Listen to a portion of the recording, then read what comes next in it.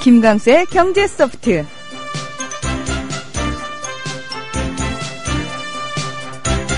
세상의 모든 경제 프로그램을 통틀어서 김광수의 경제소프트가 제일 재밌다고, 꿀잼이라고 다들 그러시더라고요. 이 꿀잼이를 만들어주시는 김광수 소장님, 그리고 길경식 연구이사, 오늘도 변함없이 함께 하셨습니다. 안녕하십니까? 안녕하세요. 네. 안녕하세요. 들으시는 분들은 꿀잼이라고 하는데 하시는 분들은 어떠신가요? 진짜 본심으로 하시는 말씀들인가요? 못 믿으시겠어요, 소장님? 왜 의심하시죠? 재밌어요? 네. 우리 길경식 연구이사는 김광수 소장님 빨아서 뭘 해도 좋아하시고. 아니, 제가 그 방송 준비하느라고 지난주 게시판을 열었더니 막판에 우리 퍼트님께서 이래서 김광수 주의자들이 정권을 잡아야 합니다. 김광수 주의자에서 빵 터졌네요. 소장님 이런 표현 어떻습니까? 네. 김광수 주의자. 뭐 생소하죠. 생소한데 어떤 나라 경제 돌아가는 모습이나 일반 국민들 경제적인 삶을 생각하면 뭐 어쨌든 좀 비슷한 생각들을 가진 사람들이 많이 늘어나서 좀 나라가 바뀌었으면 하는 마음이 간절하죠. 네. 아, 저렇게 그 간절함을 담담하게 표현할 수도 있구나. 이건 소장님만 하실 수 있는 거구나. 네. 자, 오늘도 여러분이 꼭 아셔야 하는 경제 이야기 준비하고 있습니다. 함께 해주시기 바랍니다. 정부에선 빚내서 집 사라는데 사야 할지 말아야 할지 모르겠어요. 사회생활 하려면 경제 지식이 필수인데 어디서 마땅히 배울 데도 없고. 뉴스를 봐도 뭔 소리인지 한 개도 모르겠고 누가 좀 속 시원히 알려줬으면 좋겠습니다. 아직도 신문이나 주간지를 통해 정보를 얻으시나요? 이제 보다 정확하고 심도 있는 실시간 현실 경제 정보를 받아보실 수 있습니다. 대한민국 대표 민간 싱크탱크 김광수 경제연구소. 김광수 경제연구소의 경제시평으로 현실을 꿰뚫어 보십시오. 가입 문의는 031-908-0172. 검색창에 김광수 경제연구소를 검색하세요. 조합원 스토리텔링님 신청 광고입니다. 겨울철 벨미 과메기 맛있게 드셨어요? 포항 죽도시장 상인협동조합에서 이번에는 간장게장을 내놓아요. 살아있는 암꽃게로 만들어 살이 탱탱한 명품 간장게장. 미디어 협동조합원께는 아주 저렴한 가격으로 모시고 배송비를 따로 받지 않습니다. 010-9896-8282 010-9896-8282 검색창에서 죽도락을 검색하세요. 밥도둑 망도둑 내 사랑 간장게장.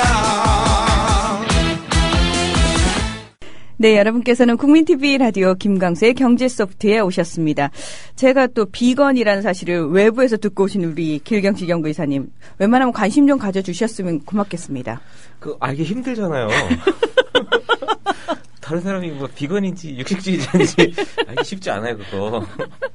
저희가요, 세상에 방송 진행한 지 벌써 몇 개월인데 참 서로에 대해서 무심했네요. 그쵸? 이 방송 듣고 깜짝 놀라시는 분들도 엄청 많을 거예요. 아니요. 이사님만 놀라셨고요. 다른 분들은 다 알고 계시는 사실이고요. 자, 그러면 우리 길경식 연구이사는 육식주의자입니까? 전 고기를 엄청 좋아합니다. 그 미모의 비결이 고기입니까? 그런가요? 그럼 우리 소장님은요? 잡식이죠. 예, 우리 소장님의 미모의 비결은 잡식인 걸로. 근데 소장님은 세대 차이 아닌가요? 세대 차이? 예. 저희 벌써 이제 50대 이상은 네. 어렸을 때 이렇게 제대로 못 먹었거든요. 키가 작죠, 다들. 없어서 못 먹었지. 이것저것 가릴 형편이 못 됐거든요. 그러니까 뭐 잡식이죠. 근데 이제 벌써 네. 세대로 내려오면 저희 때는 고기 먹어보는 게 소원이었어요. 그러니까 명절 때만 1년에. 그러니까 명절은 고기 먹는 날이거든요. 그러니까 이제 그 밑에 세대는 고기를 굉장히 좋아하지 않았나 그렇게 좀 생각이 되고 우리 이제 그 문인정 아나운서 세대로 또 가면은 이제 정말로 자기 개성을 반영을 해서 다양한 식생활, 식습관 이제 표출된 게 아닌가. 그 세대 차이인 것 같아요. 제가 매번 느끼지만 우리 김광수 소장님 참 럭셔리하게 생기셨잖아요. 아, 그래요? 네. 오. 그래서 있는 집 자식으로 참 귀하게 호사를 누리면서 사셨을 것 같은데. 그렇잖아요. 예. 아. 근데 소장님 식성이 네. 이렇게 가끔씩 깜짝 놀라는 게 보통 이제 나이가 좀 있으시면 뭐 이렇게 크림 파스타라든가 마요네즈라든가 이거 좀 느끼한 거 좀 못 드시잖아요. 아야 김치 꼭 필요하시고 예. 샐러드 같은 거에도 그냥 식사를 하세요. 샐러드를 반찬으로. 아. 그래서 가끔은 조금 그냥 맛을 생각 안 하시고 밥하고 의무적으로 이렇게 한 번씩 드시는 건가 싶은 생각이 아니 들고. 그 혹시 그 예전에 없이 살던 시절에 습성이 너무 오래 남아있어서 뭐든 드시는 거 아닙니까? 저만 그런 게 아니라 네. 아마 그 50대 이상 세대는 다들 비슷하지 않으실까요? 비슷할 겁니다.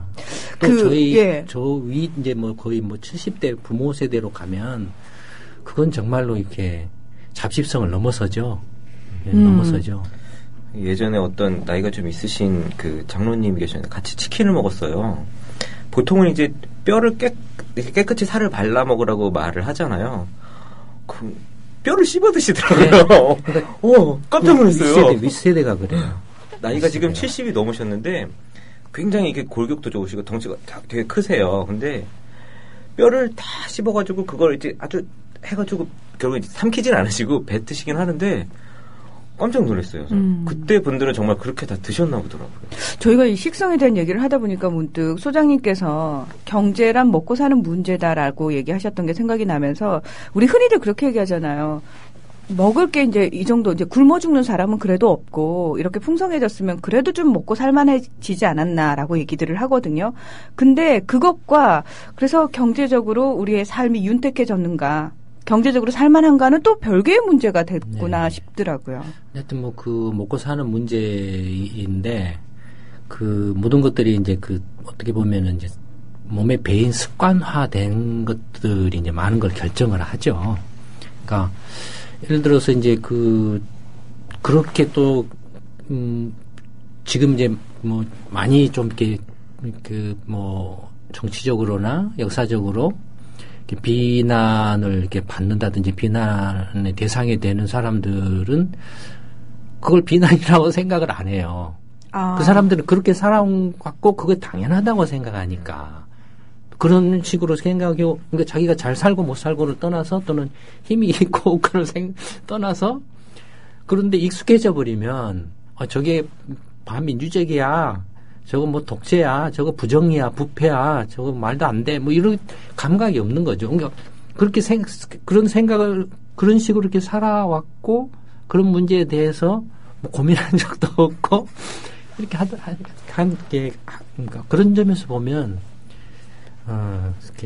그 경제적인 행위도 세대에 따라서 차이가 나는 가장 큰 요인 중에 하나는 역시 그 습관인 것 같고요. 그 세대가 살았던 시대의 경제적 삶에서 굳어진 습관. 네, 그런 것들이 이제 세대에 따라서 이렇게 좀 차이가 나지 않느냐라는 이제 그런 느낌이고 또 하나는 이제 별개의 이야기인데 사실 이 이야기도 즉흥적으로 지금 하고 있거든요. 근데 즉흥적으로 하고 있는 게 제 직업상 그러는 거예요. 그러니까 저희도 한번 얼핏 이야기를 이렇게 해드렸는지 모르겠는데, 제 직업이 이제 모든 걸 분석하고, 문제점을 찝어내고, 뭐 이렇게, 그걸 이렇게 어떻게 하면 고칠 수 있을까, 뭐 이런 걸 이제 업으로 하는 거잖아요. 네.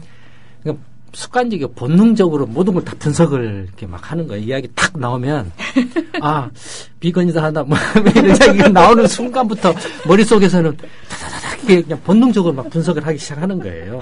네. 뭐 차를 타고 가다가도 뭐 올림픽대로에서 차가 막혔다.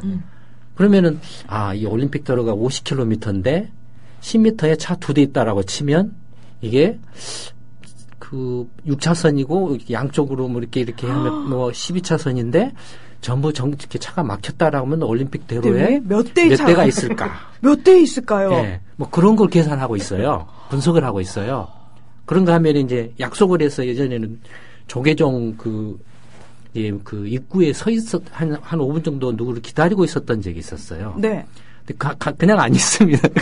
본능적으로 그 입구에 5분 동안 서 있는데 몇 사람이 들어가고 나가는가를 계속 세고 있어요. 그걸 세서 하루에 조계종에 몇 사람이 들어가고 나가겠구나. 이 사람이 만약에 그 예불을 드리러 왔다라고 하면은 만약에 돈을 뭐 예불을 하는데 뭐 1,000원을 냈다, 5,000원을 냈다, 10,000원을 냈다면은 조계종에 하루 그 보시금이 얼마가 된가. 뭐 이런 걸 계산을 하고 있어. 본능적으로. 직업이죠.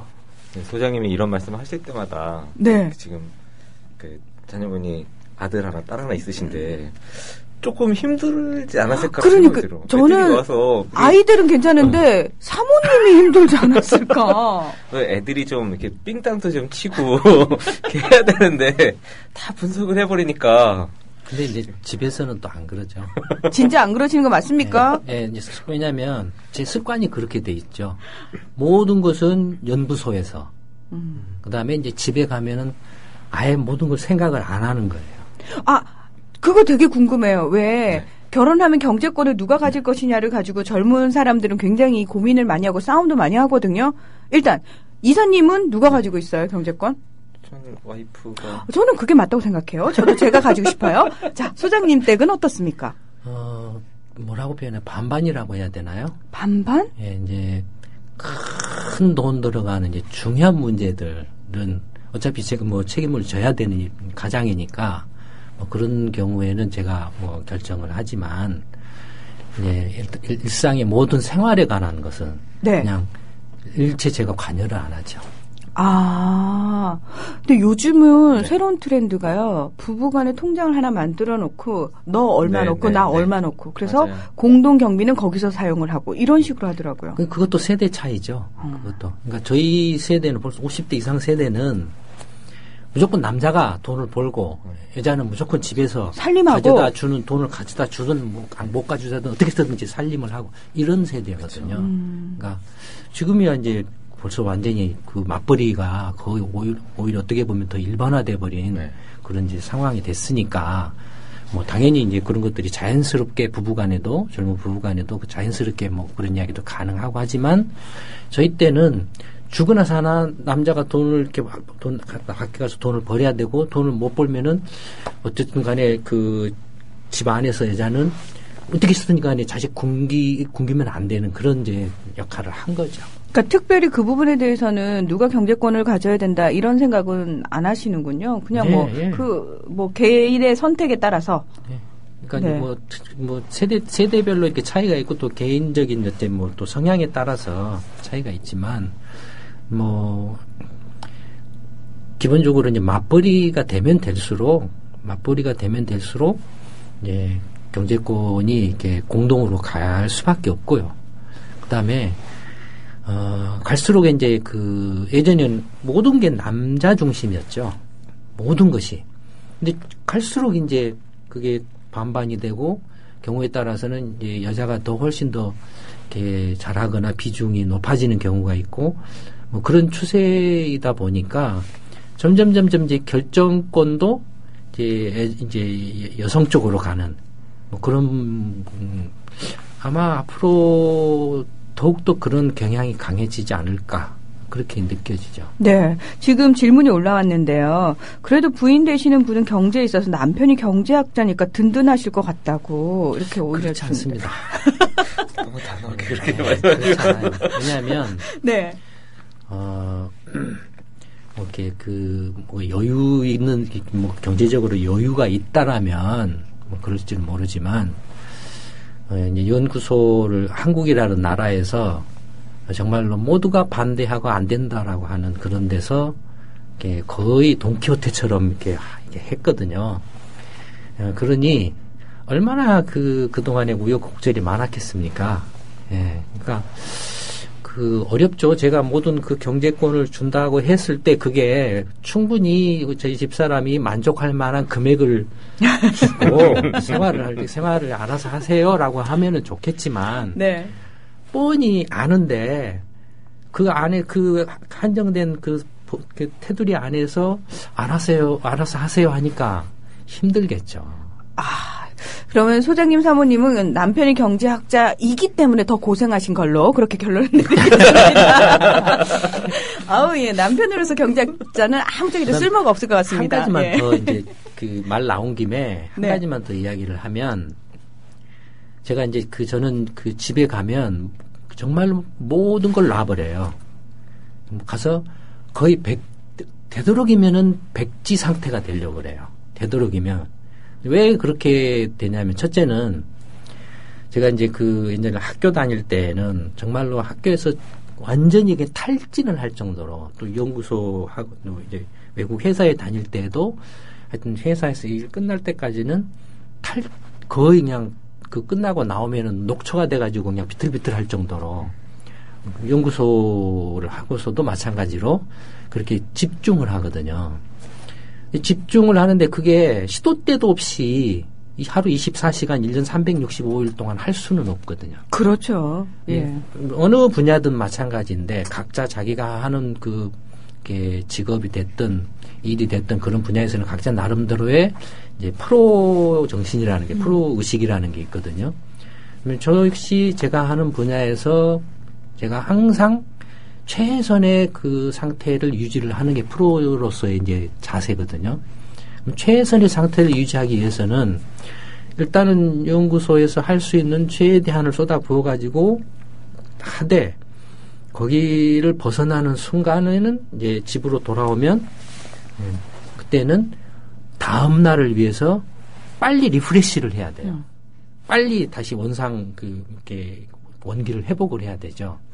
그러니까 모든 걸 딱 집에 오면 순간 모든 걸 놔버려요. 모든 걸 놓고 예전에는 이제 일본 해외 유학 가는 경우에나 저번에도 말씀드린 대부분 텔레비전을 습관적으로 말을 배운다고. 네. 그러니까 돈이 없으니까 어디 놀러 다니면서 뭐 미국 사람이나 일본 사람 만나서 이야기할 수는 없고 또 이야기도 잘 안 해주니까 이제 돈 없는 유학생들은 대부분이 이제 텔레비전을 봐요. 텔레비전을 통해서 이제 말을 배우거든요. 그러다 보니까 텔레비전을 보든 안 보든 무조건 하고 집에 가면 틀어놔버려요. 네. 습관이 돼버렸어요, 그게.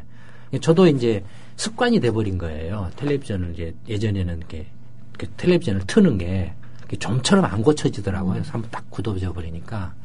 텔레비전을 틀어놓고 보든 안 보든 보고. 그 다음에 텔레비전을 보더라도 아마 다른 분들도 비슷하실 건데, 골치 아픈 거 안 봅니다. 뉴스라든지 정치라든지 뭐 토론 프로그램 그런 거 그게 말도 안 되는 봐봐야 말도 안 되는 것 뿐이고 뭐 엉터리고 그러니까 그런 거 안 봐요.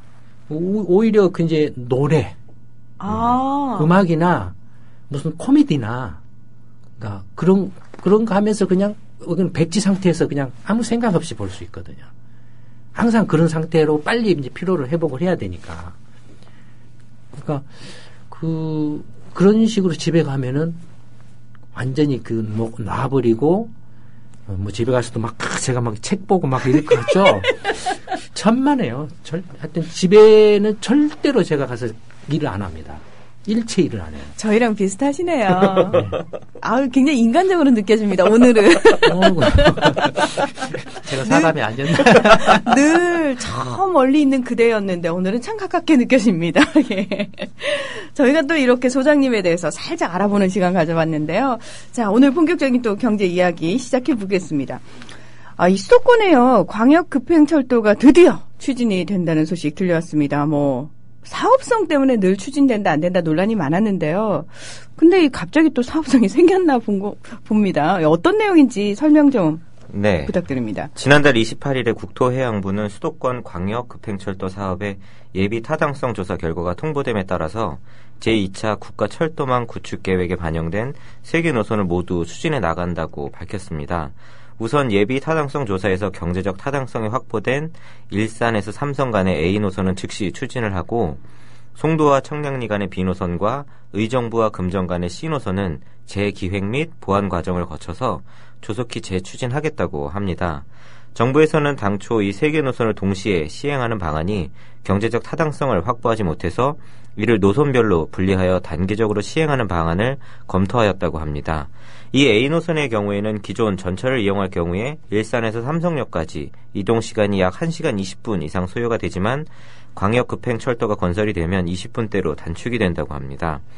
국토교통부는 금년 중에 기본계획 수립에 착수하여서 역시설계획, 열차 운영계획, 요금, 개통시기 등 구체적인 사항을 관련 부처, 지자체 등과 협의해 결정할 계획이며 기본계획의 수립 과정은 약 1년 정도가 소요될 것으로 예상을 했습니다. 네. 그 일산 킨텍스에서 삼성까지 20분 걸린다라는 22분이라고 그러더라고요. 예. 오. 네. 그 문화아나운서 저희 연구소가 뭐 하는 데인지는 아시죠? 이름에 들어있잖아요. 경제연구소요. 네. 이제 그 프로젝트를 이제 하는 데죠. 네. 어떤 이제 기업의 경영 전략 또는 사업 타당성. 그렇죠. 뭐 시장 조사. 또 정부 같으면은 정책 타당성이라든지 어떤 정책 용역 뭐 이런 것들을 이제 그 하는데 전문 기관이죠. 그러니까 이제 시간이 이렇게 이렇게 길지는 않지만 이 GTX 사업 관련한 이제 그 프로젝트를 이제 앞으로 남은 한 30분 정도에 같이 한번 짤막하게 프로젝트를 한번 한다라고 생각을 해보시기 바랍니다. 저 지금 프로젝트 일원이 된 거예요? 네. 나 이런 걸 막 해보고 싶었거든요. 네. 어떻게 하는가? 네. 네. 보통 이제 그 젊은 분들은 이제 그런데 관심이 좀 이렇게 많은 분들이 많이 가진 분들 계시거든요. 네. 그런 프로젝트 하는 게 멋있게 보이거든요. 컨설팅, 컨설턴트 이렇게 하면 멋있게 보여요. 앞에서 PT도 합니까? 프레젠테이션. 이런 이제 만약에 자기가 이런 프로젝트를 맡았다라고 이제 청취자 여러분들 각자가 자기가 이제 이런 GTX 사업을 이제 할 것인가 말 것인가를 결정하는 프로젝트를 맡았다라고 생각을 해보시기 바랍니다. 이 체험을 통해서 앞으로 정부에서 이런 거 관련해서 어떤 기사를 쏟아내거나 정책들을 쏟아낼 때 아마 이 경험이 그걸 판단하는데 훨씬 도움이 될 것 같다는 생각이 들어요. 네. 프로젝트를 자기가 직접 하신다라고 생각하시고, 첫째 이제 이런 이제 GTX 사업을 이제 지금 일산 킨텍스에서 이제 서울 삼성동까지 그러니까 이제 그 연결하는 이제 그 GTX를 건설한다. 이걸 이제 할 거냐 말 거냐라고 이제 그 물어왔을 때 제일 먼저 뭐부터 생각을 해야 될까요? 그러니까 이걸 이용하는 사람들이 어느 정도가 돼서 그러니까 얼만큼 정말 꼭 해야 되는지 도움이 될까? 그러니까 아닌가요? 네. 나 또 뭔가 틀린 것 같은데 분위기가. 제일 처음에는 이제 그 프로젝트를 하게 된 배경, 경위. 자, 일반 회사를 안 다녀봐서 이런 거 약합니다. 예를 들어서 이제 어떤 기업이 뭐 경영 전략 프로젝트를 하려고 한다라고 자기한테 의뢰를 해왔다라고 생각을 해보세요. 그럼 저 기업이 왜 경영 전략 프로젝트를 하려고 하는가 또는 사업 타당성을 분석을 하려고 한다. 그래서 컨설팅을 받으려고 한다. 왜 저 기업이 저 사업에 관한 타당성 의뢰를 이렇게 하려고 하는가 하는 그 이른바 이제 발주자죠. 또는 고객이 클라이언트죠. 고객이 그 프로젝트를 하려고 하는 또는 하고 싶어 하는 배경이나 경위를 먼저 이해하는 게 이제 필요합니다. 거기서부터 시작을 해요. 네. 그러면은 GTX 사업을 시작하게 된 배경, 경위는 무엇일까요? 네. 요걸 생각을 해야 되거든요. 네. 제일 처음에 이제 GTX 사업이 거론된 건 2009년에 경기도지사가 거론을 했습니다. 근데 경기도지사가 왜 2009년에 느닷없이 2009년이면 어떤 때죠? 2009년. 네. 세계 금융위기 터져가지고 난리 났을 때인데요. 네. 근데 이제 그때 이명박 정권 때고. 네. 그때 이제 경기지사가 이 GTX 사업을 거론을 하는데 왜 GTX 사업을 거론했을까요? 혹시 왜 MB가 4대강을 통해서 경기 부양을 하듯이 네. 이 사업을 통해서 뭔가를 하려고 했을까요? 네, 뭐 그렇게 생각할 수도 있고. 네. 도지사가 GTX 사업을 2009년에 거론하게 된 건 화성 동탄 신도시 사업 때문에 그렇습니다. 화성 동탄 신도시 사업. 네. 네. 그러니까 원래 이 GTX 지금 그 노선이 일산에서 원래는 이제 서울에서 동탄까지 먼저 이야기를 했었어요. 제일 처음에는. 제일 처음 이야기가. 네. 그러니까 화성 동탄 신도시를 건설을 이렇게 하려고 하는데 이게 이제 위치가 수원 밑에 있어가지고 멀잖아요. 거기에서 이제 뭐 서울로 사람들이 왔다 갔다 하기가 힘들지 않습니까? 그렇죠. 보통 출근을 서울로 하고 네. 집은 주거는 다 위성도시에서 네. 하는 시스템이니까. 근데 이제 경기도지사가 동탄 신도시를 자기 이제 업적으로 삼으려고 하겠죠. 업적으로 삼으려고 하고 그다음에 어쨌든 간에 신도시 분양을 해서 대박 나게 이렇게 하려고도 하겠죠. 근데 첫째는 처음에는 분양이 잘 안 됐어요. 2009년이고 그다음에 거품이 이제 꺼지기 시작한 때고 위치상으로도 별로고 뭐 이런 것 여러 가지 해가지고 분양이 잘 안 됐어요. 그래서 이제 미분양이 굉장히 많았습니다. 그래서 이제 그걸 이제 해소하기 위해서 이거 교통이 불편해서 그런다라고 해서 이제 GTX를 서울에서 동탄까지 뭐 한 20분이나 30분 만에 주파하는 그런 고속철 비슷한 걸 놓으면 된다라고 이제 주장을 한 거죠. 거기서부터 이제 시작을 한 거예요. GTX 사업이. 근데 그 후에 2012년인가 저희를 한번 이제 불렀어요. 경기도지사가 불러서 이제 저희가 원래는 안 가는데 하도 이제 막 다급하게 좀 꼭 좀 와줬으면 좋겠다라고 막 이제 요청이 와서 갔죠. 갔는데 이제 왜 불렀냐면은 아파트 값이 너무 떨어져가지고 이게 어떻게 좀 이렇게 해야 될지는 몰라가지고 지금 당황해 한 거예요. 근데 이제 경기도지사가 지금 이제 갔더니 뭐 이른바 이제 부동산 전문가라고 하는 그런 이제 사람들이 있지 않습니까? 그렇죠. 뭐 이렇게 무슨 뭐 이렇게 업계나 무슨 엉터리 뭐 이렇게 뭐 교수나 뭐나 막 이런 이상한 사람들이 뭐 이상한지 어쩐지는 모르겠지만 있잖아요. 나름 전문가 그룹. 예. 네, 있잖아요. 근데 그 사람들한테는 이게 이제 그 이야기를 들으면 항상 자기한테 보고하고 이야기할 때마다 지금 이렇게 주택시장이 양호합니다. 좋습니다. 대신에 이거 규제 하나만 풀어주십시오. 이거 하나만 해주십시오. 이런 식으로 계속 해왔다 이거예요. 근데 자기가 이제 실제로 발로 현장을 이렇게 돌아다녀 보면 지역 주민들이 이 장난이 아니더라 이거예요. 이 반발심이. 네가 이렇게 아파트값 올리고 뭐 어쩌고 한다라고 해놓고 지금 이게 뭐냐라고 막 이렇게 한다 이거예요. 네. 그러니까 놀랄 거 아니에요. 그렇죠. 가만히 앉아서 보고 봤던 거랑은 정말 정반대의 상황이니까. 자기한테 보고 올라오면서 딸랑딸랑하고 이렇게 잘 되고 있습니다. 이거 규제 하나 풀어주십시오 하고 뭐 하고 업계에서 뭐 훌륭한 지사님 뭐 이렇게 막 이렇게 띄워주고 막 이렇게 하면서 이제 이거 하나 개발 사업 좀 해주시면 대박 납니다. 뭐 이렇게 막 했을 거 아니에요. 그렇게 생각을 해왔는데 실제로 이제 이렇게 돌아다니면서 보니까 분위기가 영 이상하더라 이거예요. 그래서 겁이 덜컥 났다 이거 자기가. 이거 일본 꼴 되는 거 아닌가라고 겁이 났다 이거예요.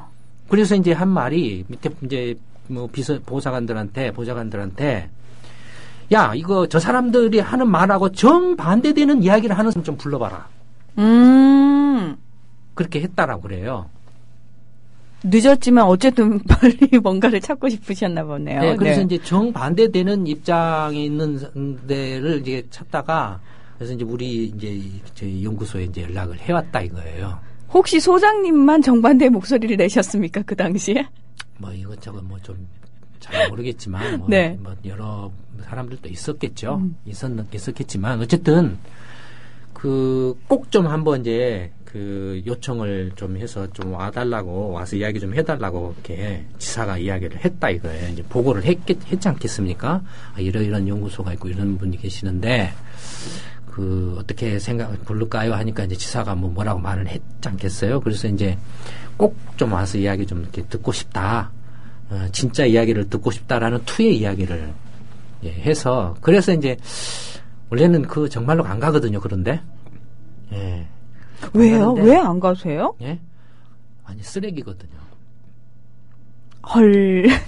정말 쓰레기예요. 가보면 기가 막힙니다. 진짜 일반 그 시민들이 가서 그런데 가보시면 어처구니가 없어요. 가서 그런데 회의하는 거 보시고 하는 거 보면 문이 딸랑해요 전부 다. 아 속이 터지는군요. 보고 있으면. 네. 뭐 그리고 말도 안 되는 소리 뭐 이렇게 하고 하여튼 뭐 그래서 가서 제가 이제 말을 안 하고 그냥 실제 그 저희 부동산 보고서 그걸 그대로 보여줬어요. 그러니까 이제 그 경기도지사가 깜짝 놀란 거예요. 놀라고. 아, 이거 어떻게 해야 되나, 어떻게 해야 되냐. 뭘 어떻게 하기는 당신이 만들어 놓은 걸 당신이 책임져야지. 그렇잖아요. 네. 아니, 그거야 당연한 얘기인데. 네. 두 번이나 이렇게 지사를 했으니까, 2번이면 8년인가요? 8년 동안에 다 이렇게 개판을 본인이 만들어 놓고, 그걸 뭘 어떻게 해. 뭐 이런 식으로 이제 이야기가 된 거죠. 그래서, 이거 주위에서, 그때 이제 그 이야기를 하는 거예요, 지사가. 주위에서는 뭐 이야기하면은, 지사님 문제 없습니다. 잘 되고 있습니다. 대신에 이거 하나만 풀어주십시오. 이거 하나만 해주십시오. 그때도 이 GTX 이야기를 했어요, 지사가. 그러니까 주위에서 이제 막, 이 건설업체나 뭐 이런 데서 그 화성 동탄, 하면서 지사가 한 말이 뭐였냐면, 제 그 인상에 남았던 게, 원래 화성 동탄 신도시를 이렇게 건설하려고 했을 때는 서울 지역에 부자들이 와서 살 수 있는 그런 신도시를 만들고 싶었다 이거예요. 근데 막상 해보니까 맨 가난한 사람들만 들어가지고 있더라 이거예요. 지사라는 작자가 하는 소리가.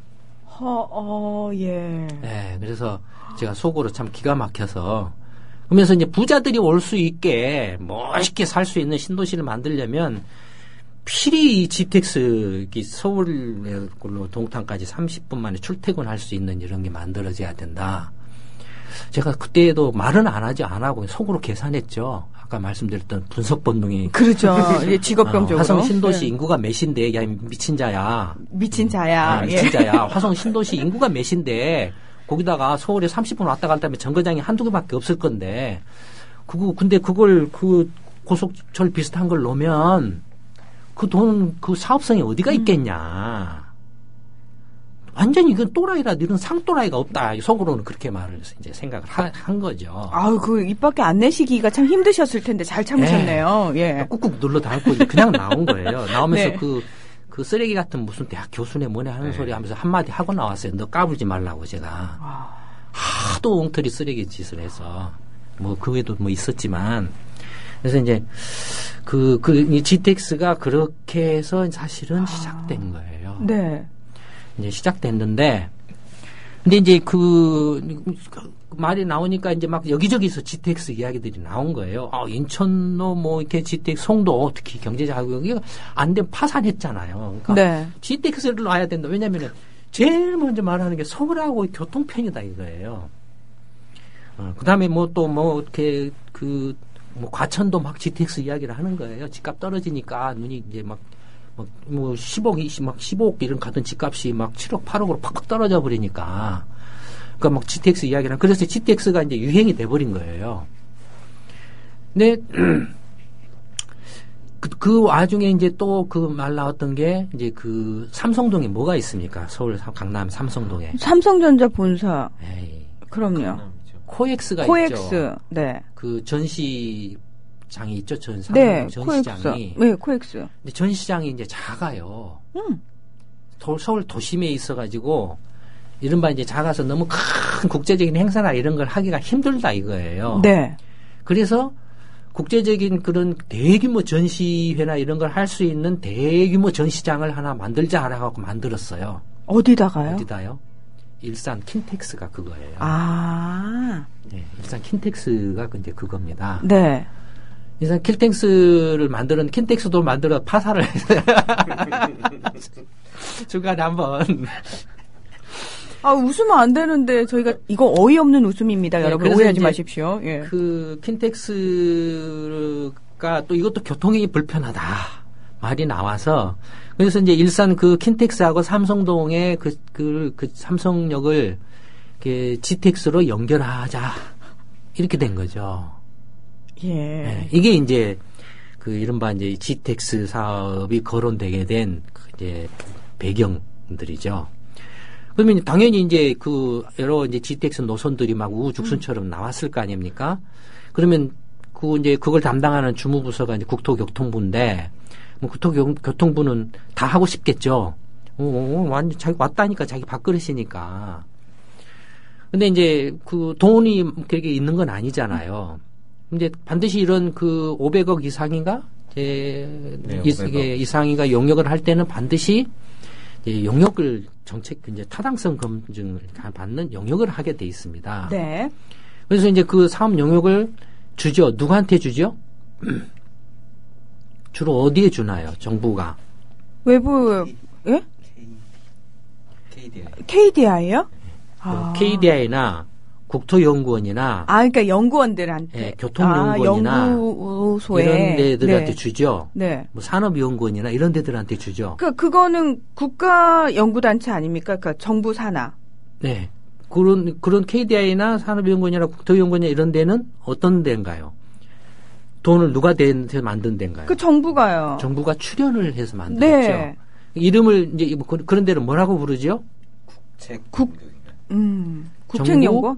정부 출연연구기관이라고 부릅니다. 정부가 출연을 해줬어요. 그러니까 기업 같으면 주식 자본 출자인데 정부가 그냥 출연을 해주고 돈을 대준 거예요. 그러니까 출자가 아니고 출연연구기관이라고 합니다. 그러면 정부가 출연을 했으니까 이런 기관은 어떤가요?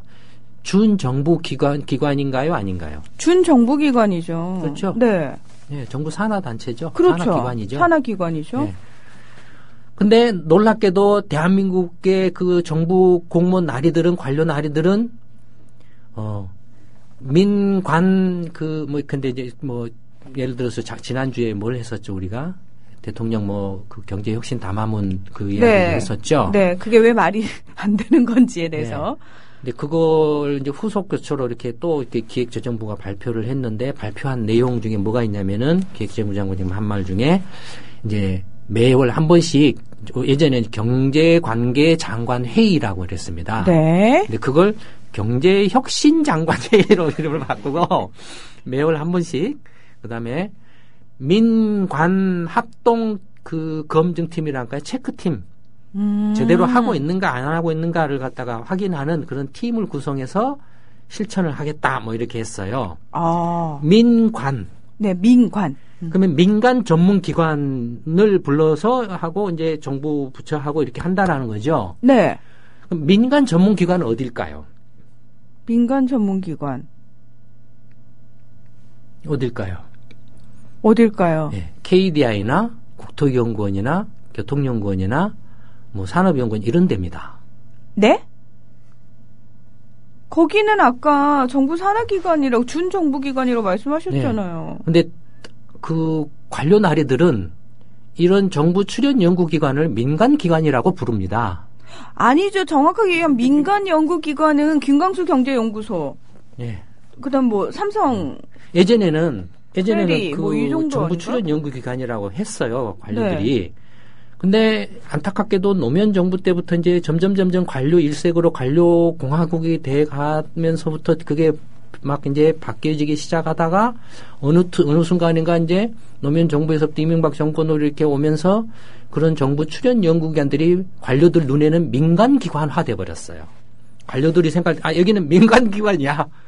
그래서 우리가 GTX 사업 타당성 검토를 하는데 민간기관한테 영역을 준 거야. 프로젝트를 준 거야. 이렇게 이 사람들은 생각을 하는 거예요.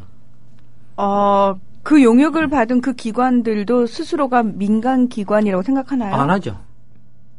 이건 또 뭔 얘기인가요?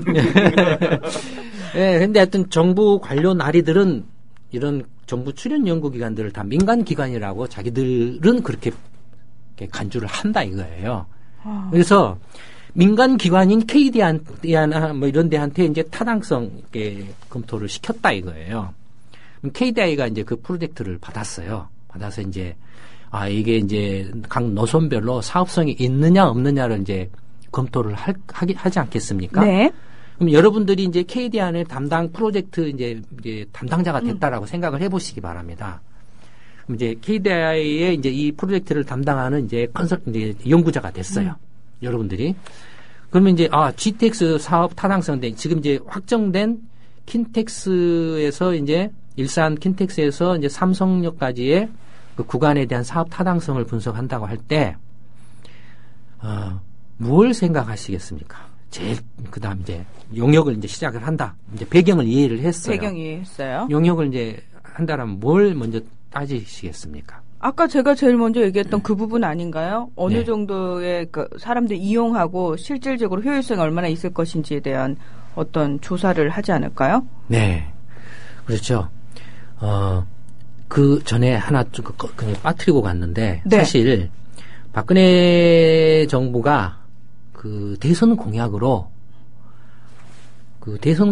GTX 사업 하나를 승인을 공약으로 내세웠습니다. 걸었습니다. 하나를. 예. 그러니까 여기 노선들 가운데 하나를. 그러니까 어느 노선인지는 확정은 안 했지만 하고. 그 공약으로 해서 GTX 건설 사업에 4조 원 정도 예산을 이렇게 잡았던 걸로 제가 기억을 합니다. 4조 원이면은 노선 하나를 지은 거예요. 네. 그러니까 임기 내에 하나만 짓겠다라는 거죠. 그러니까 이미 이제 결정을 한 상태예요. 결정이 나고 그냥 이제 KDI나 이런 민간 연구기관한테 사업 타당성을 주는 것은 요식행위죠. 에이, 공약 뒤집어 엎은 게 얼마나 많은데. 이런 건 절대 안 뒤집어요. 절대 안 뒤집어요. 왜요? 저한테 물어보시면. 아니, 딴 거 정말 뒤집으면 안 되는 것들은 다 뒤집으시고 왜 이런 건 안 뒤집으세요? 네. 예. 어쨌든 이제 요식행위인데 그래서 그 KDI 민간 연구기관인 KDI한테 용역을 맡겨서 이제 KDI가 이제 사업성을 분석을 합니다. 이제 여러분들이 이제 KDI의 연구자라고 한다라면은 일산하고 서울 삼성역까지 이제 그 구간 길이가 한 36km 정도 됩니다. 네. 36km 정도 되는데 대체적으로 이제 예상하는 사업비는 총 사업비 규모는 뭐 지금 아직 이제 아까 말씀드렸던 것처럼 한 4조 원 정도 잡았다고 그랬잖아요. 네. 얼추 그 정도 잡은 거죠. 그러니까 4조 원이라고 하면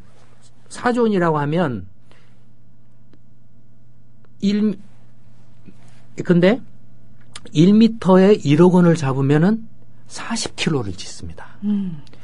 1m 1억 원이에요. 너무 많이 들어가는데?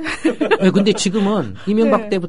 씨 때부터 모든 공공 대규모 토건 사업은 다 1m에 1억 원입니다, 지금. 소장이 1m 1억 원이면 너무 많이 들어가요. 네, 저기 인천대교도 1m 1억 원 들어갔어요. 그러니까 무조건 하고 그냥 1m 1억 원이에요, 지금은. 그러니까 대충 1m 1억 원 정도가 이렇게 소요되는 이제 사업이죠. GTX라는 것은 뭐 40, 50m 땅 밑으로 이렇게 해가지고 한강도 밑으로 이렇게 통과해서 시속 한 180km 속도로 달린다 이겁니다. 그러면 어떻게 되겠습니까? 이건 자석 열차죠. KTX 같은 자석 열차지 보통 일반 전철이 아닙니다. 아니죠. 예. 일반 전철 쓸 수도 없고 그러니까 앉아서 가는 거죠. 자, 그러면 일산에서 그러니까 킨텍스에서 서울 삼성역까지의 이제 GTX 사업의 타당성을 검토하는데 이미 짓기로 거의 사실상 결정을 해놓고 지금 요식행위를 하는 건데 어쨌든 사업 타당성을 분석하는데 KDI는 어떻게 해야 됩니까? 사업성이 있다는 결론을 내줘야 되죠. 이미 결정을 했기 때문에. 짜고 치는 고스톱에서 삑사리를 내면 안 되는군요. 굉장히 속된 표현을 썼습니다. 예. 그러니까 사업성이 있다라고 해줘야 된다. 이거 나머지는 사업성이 없다라고 해야 되죠. 일단 돈이 안 되니까. 그러니까 A, B, C 노선들 중에서 결정은 이미 A로 노선으로 났는데 어쨌든 자, 3개 노선에 어느 정도 타당한지 조사를 하시오라고 용역을 받았으면 A로 끼워 맞추기 위한 모든 역량을 집중해야겠군요. 그래서 이제 KDI가 뭐 그렇게 하는데 어쨌든 사업성을 분석을 했는데 저희가 그 어제부터 이제 국토교통부에 KDI가 한 용역 보고서를 달라고 이렇게 요청을 했습니다. 네. 내용 이제 확인을 하려고. 근데 안 주더라고요. 근데 원래는 정부가 이런 그 대규모 이렇게 정책 사업을 벌일 때는 이제 용역을 하고 용역을 해서 그 공청회를 합니다. 예, 일반 이제 그 관계자, 이해 당사자들이나 일반 국민들로부터 의견을 수렴하라 하죠. 공청회를 하고 그 공청회를 바탕으로 해서 이제 사업을 결과를 받아서 사업을 이제 수정하든 어쩌든지 뭐 해서 사업을 확정해서 하거든요. 근데 이런 것들이 지금은 이제 거의 다 없어져 버렸어요. 있더라도 거의 요식행위에 불과하죠. 아까 말한 민간이 참여했다라면은 자기들끼리죠. 자기들끼리죠. 업자하고 KDI하고 뭐 예를 들어서 그 정부 출연 연구기관들하고 관련 부처 공무원들하고 이런 몇 사람이 모여서 그냥 요식적인 걸 하죠. 근데 이제 그렇게 하려면은 어쨌든 공청회를 하려면은 어떻게 해야 됩니까? KDI 영역 보고서를 공개를 해야 되죠. 그렇죠. 공개해서 저희가 이런 것과 관련해서 네. 이렇게 얘기를 하려고 하니까 오십시오. 그 영역 보고서를 보시고 관심 있는 분들은 와서 의견을 개진해 주십시오라는 게 공청회거든요. 그렇죠. 예전에는 그렇게 했습니다.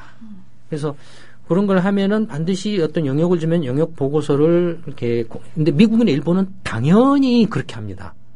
당연히 이렇게 사업 정책 사업을 확정하기 전에 모든 관련된 그 용역에 대해서는 용역 보고서나 모든 관련된 자료를 그때그때 막바로 공개를 합니다. 홈페이지에. 그래서 일반 그 국민들이 그 정보를 이렇게 똑같이 이렇게 그 입수해서 볼 수 있도록 합니다. 그래서 의견을 이렇게 개진할 그 생각 있는 사람들은 의견을 이렇게 개진해 주십시오라고 하는 겁니다. 정책이라는 게 원래 그렇게 해야 되는 거거든요.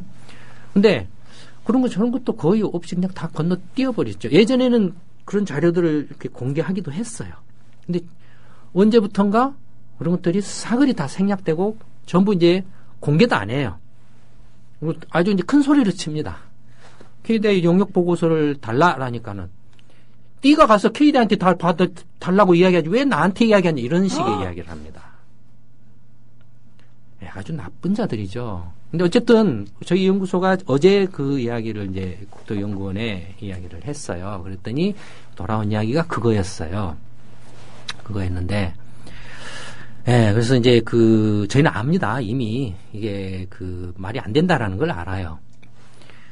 이제 GTX 일산에서 삼성까지 그 사업성을 분석하려면 아까 우리 문화아나운서께서 이야기하신 것처럼 먼저 수요를 조사를 하겠죠. 네. 수요는 뭐가 있습니까? 첫째는 가장 큰 게 뭘 이렇게 따져야 될까요? 뭘 먼저 체크를 해야 될까요? 교통량이니까. 그러니까 사람들 이용자 수죠. 예, 근데 이용자 수보다도 더 앞선 게 하나 더 있어요. 먼저 체크를 해야 될 항목이 하나 더 있습니다. 이런 게 이제 프로젝트 노하우 같은. 기리사님 대답해 보세요. 같이 프로젝트 여러 번 하셨잖아요. 저만 당할 수 없습니다. 예. 뭘 먼저 봐야 되냐면 네. 그 해당 지역의 인구 변화입니다.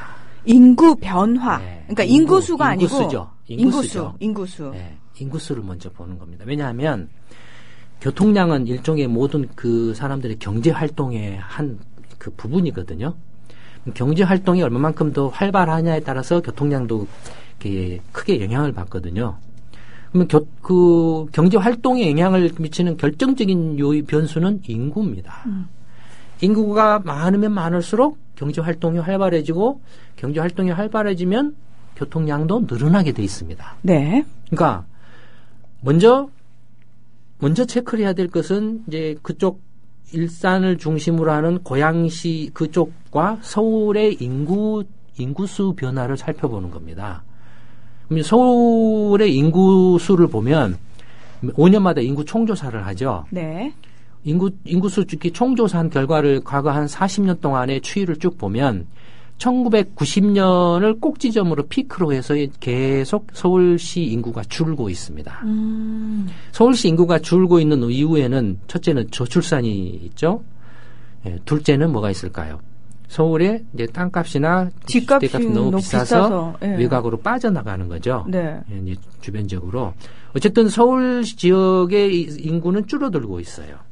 그 다음에 뭐 직접적인 관계는 없지만 인천 같은 경우도 2000년부터 멈춰 있습니다. 인구 증가가. 멈춰 있어요. 그러니까 인천과 관련된 어떤 교통 시설물의 그 도로라든지 철도라든지 뭔가를 세운다라고 해서 사업성 분석을 하면 인천은 제로섬 게임입니다. 그렇겠네요. 지금에 네. 있는 교통 뭐 노선들하고 이제 서로 나눠먹기를 하는 그런 게임입니다. 그 다음에 그러면 이제 삼성하고 일산을 연결하는 건데 일산이 있는 건 고양시거든요. 네. 고양시가 있고 고양시 뒤에 파주시가 있습니다.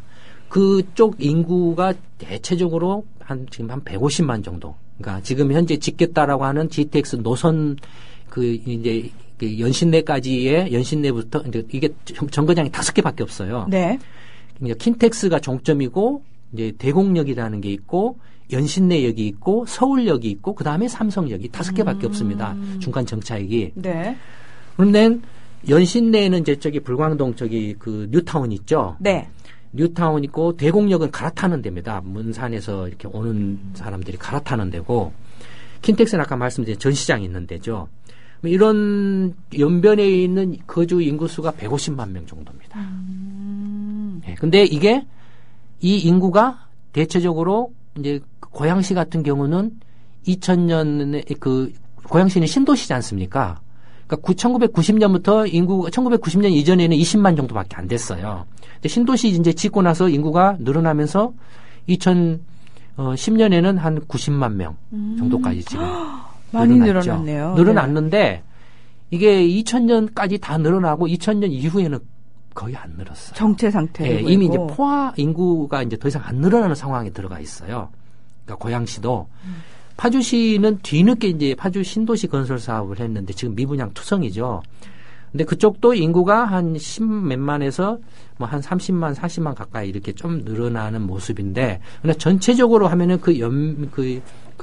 GTX 노선의 인근 지역 인구가 대체적으로 한 150만에서 지난 5년에서 10년 사이에 멈춰 있습니다.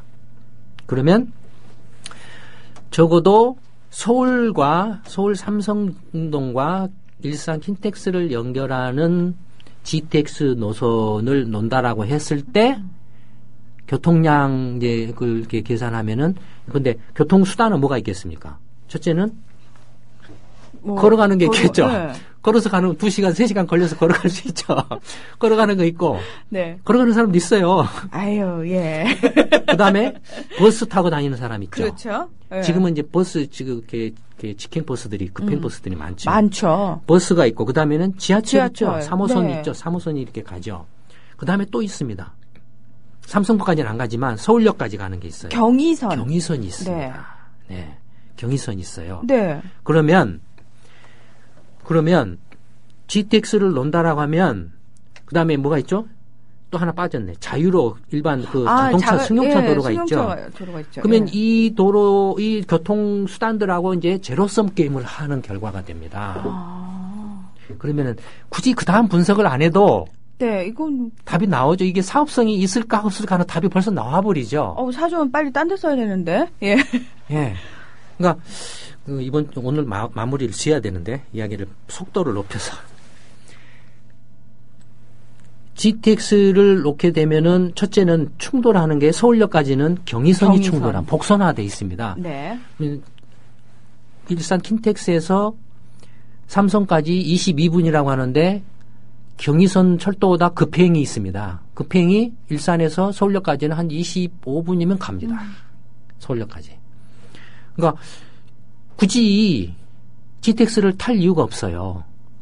그다음에 승용차를 타는 사람들은 대체성이 별로 없습니다. 계속 그 승용차를 탑니다. 이제 전철이 새로 생기면은 그걸 잡아오는 건 주로 누구를 잡아오냐면 버스 타는 사람을 잡아옵니다. 근데 이건 이제 전철도 아니고 급행철도거든요. 그러니까 도시 급행철도이다 보니까 어떻게 됐습니까? 이게 아까 1km에 1억 원. 1억 원이면은 4조 원 들어간다고 그랬죠? 네. 4조 원이면은 이걸 50년 동안에 원금만 갚는데도 예컨대 1년에 800억 원씩 원금을 갚아야 돼요. 그 다음에 원금만 갚겠습니까? 이자도 갚아야죠. 이자를 50년 동안에 이렇게 평균해서 계산해 보면은 1년에 한 1,600억이 넘습니다.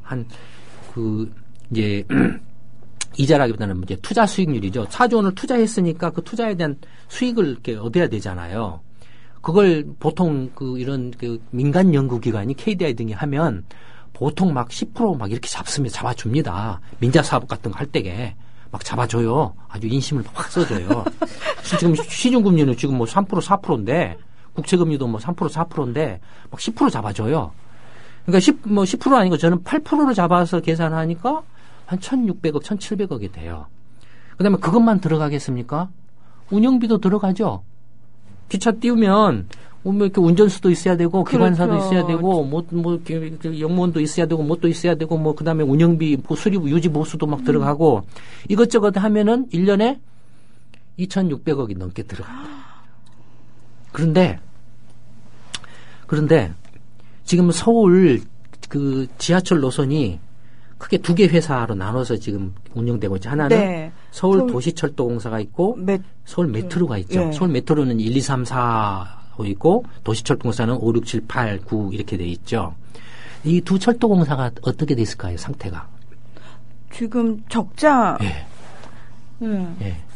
보통 한 800억에서 1,500억씩 적자 1년에. 예, 지금 적자 엄청나다고. 근데 손님이 없어서 적자가 나을까요? 아니요, 사람은 어마어마하게 타죠. 많아요. 예. 어마어마하게 타요.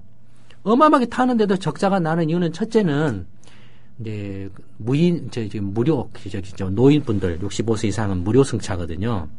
그런 것도 있고 하나는 전철 요금이 상대적으로 조금 이렇게 낮아서 저렴해서 적자가 나는 요인도 있고 뭐 이런 것들이 있겠죠. 또 방만 경영도 있고 그러겠죠. 아까 말씀드린 것처럼 전에도 한번 말씀드린 것처럼 그냥 100억이면 지을 걸 500억 쏟아 부어가지고 지어서 하는 그런 것들도 많으니까. 그렇죠. 예, 그 부분이 사실 가장 크지 않을까. 예. 근데 GTX를 놓으면 제가 이제 계산을 했어요. 결론을 이야기하면 요금을 한 번 딱 탈 때 10,000원이라고 잡으면 몇 명이 타야 되냐 이거예요. 10,000원이라고 잡으면. 아까 2,600억 이상 들어간다고 그랬죠. 1년에 갚아야 된다고 그랬잖아. 그럼 2,600억 이상 돈을 갚아야 이게 적자가 안 나는 거예요. 네. 그러면 요금을 한 번 탈 때 10,000원이라고 하면은 하루에 72,000명이 타야 돼요. 하루에. 72,000명. 예. 150만이 살고 강남 지역에 있는 데서 누가 하루에 72,000명씩이나 10,000원씩 주고 왔다 갔다 하면 20,000원이에요. 저부터 안 탈 것 같아요. 네. 그 다음에 5,000원으로 하면 14만 명이 타야 돼요. 하루에 5,000원으로 하면. 근데 지금 전철 요금이 일산에서 강남역까지 전철 요금이 가면 한 얼마죠? 2,000원 정도면 갑니다. 2,000원 정도면. 소장님 10초 남았네요. 네, 결론은 사업성이 없습니다. 사업성이 없는 걸로 판명 났습니다. 저희 다음 주에 뵙겠습니다. 고맙습니다. 네, 감사합니다. 국민 TV